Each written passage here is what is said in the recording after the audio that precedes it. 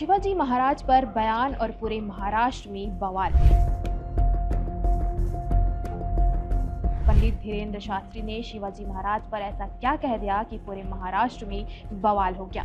एक बड़ी दया करो, ये मुकुट संभालो, आप ये राजपाट आप संभालो, आपकी आज्ञा से ही हम चले। अब हमसे चला नहीं जा रहा, अब हमसे युद्ध लड़ा नहीं जा रहा, हम बहुत थक गए, अब हम विश्राम चाहते हैं, अब हम आराम चाहते हैं, अब हम कुछ दिन कुछ करना नहीं चाहते। चलिए आपको बताते हैं क्या है ये पूरा मामला। नमस्कार, मैं हूं देवश्री साहू और आप देख रहे हैं IBC24 डिजिटल। आज बात एक ऐसे विवाद की जिसने महाराष्ट्र की राजनीति से लेकर सोशल मीडिया तक हलचल मचा दी है। दरअसल बागेश्वर धाम के प्रमुख पंडित धीरेंद्र कृष्ण शास्त्री ने नागपुर में एक कार्यक्रम के दौरान छत्रपति शिवाजी महाराज को लेकर एक बयान दिया, जिसके बाद विवाद खड़ा हो गया।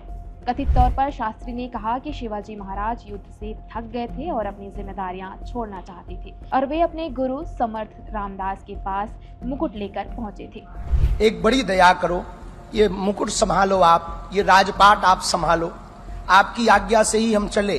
अब हमसे चला नहीं जा रहा, अब हमसे युद्ध लड़ा नहीं जा रहा, हम बहुत थक गए, अब हम विश्राम चाहते हैं।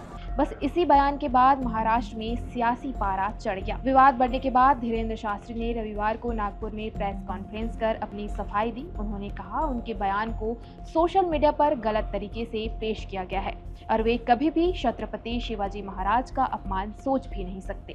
कल से सोशल मीडिया पर कुछ लोगों ने हमारे वक्तव्य को अलग तरीके से प्रस्तुत किया, जिनको पढ़कर हम, जिनको जानकर हम, जिस भूमि पर आकर, जिनके स्वराज्य गठन की स्थापना को पढ़कर हमने हिंदू राष्ट्र का संकल्प लिया, हमें दोषारोपित किया गया कि हमने उनकी अवमानना की। इस बात को लेकर के हमारे मन में बहुत दुख है, बहुत हमारे मन में खेद है। उन्होंने गहरा खेद जताते हुए कहा कि अगर मेरी बातों से किसी की भावनाएं आहत हुई है तो मैं क्षमा प्रार्थी हूँ। शास्त्री ने यह भी स्पष्ट किया कि उनका उद्देश्य केवल शिवाजी महाराज की संतों और देवी तुलजा भवानी के प्रति श्रद्धा को दिखाना था। लेकिन मामला यही नहीं रुका। महाराष्ट्र कांग्रेस के अध्यक्ष हर्षवर्धन सपकाल ने शास्त्री पर तीखा हमला बोलते हुए उन्हें पाखंडी बाबा तक कह दिया। उन्होंने ये तक मांग कर दी कि धीरेंद्र शास्त्री के खिलाफ केस दर्ज कर उन्हें गिरफ्तार किया जाए। इसी बीच शास्त्री के एक और पुराने बयान पर भी विवाद छिड़ गया, जिसमें उन्होंने 4 बच्चे पैदा करने और एक को RSS को समर्पित करने की बात कही थी।